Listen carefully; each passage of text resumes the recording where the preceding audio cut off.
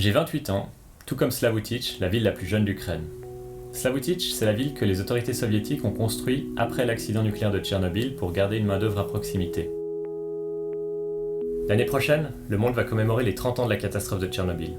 Et j'ai envie de proposer quelque chose de surprenant, de différent. À propos de l'événement, mais aussi à propos du pays, l'Ukraine. Mon projet a commencé il y a 3 ans, quand j'ai rencontré Yulia un soir dans un parc. Elle était visiblement ivre et elle embrassait un garçon. J'ai commencé à prendre quelques photos. On a discuté un peu et on est arrivé à une espèce d'accord. Elle m'a dit « Tu peux faire toutes les photos que tu veux, tant que ma mère ne sait pas que je fume ». J'ai respecté cet accord.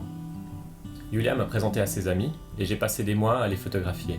Je les ai suivis dans leurs soirées alcoolisées, dans leurs visites clandestines à Tchernobyl, et je les ai vus se transformer au fil des années. D'adolescents un peu fous, ils sont devenus des adultes normaux, avec une famille, un travail, des responsabilités. J'ai fait 13 voyages dans la ville, j'y ai passé environ 80 jours, et d'après mes statistiques, j'ai bu environ 16 litres de vodka. De ces différents voyages, j'ai ramené des tonnes de photos, et maintenant j'ai envie d'en faire un livre. Mais j'y arriverai pas tout seul. J'ai besoin de m'entourer de gens compétents, d'un très bon imprimeur, d'un très bon écrivain, et d'un très bon graphiste. Des gens qui vont comprendre la complexité de ce projet et m'aider à en faire le livre le plus beau possible.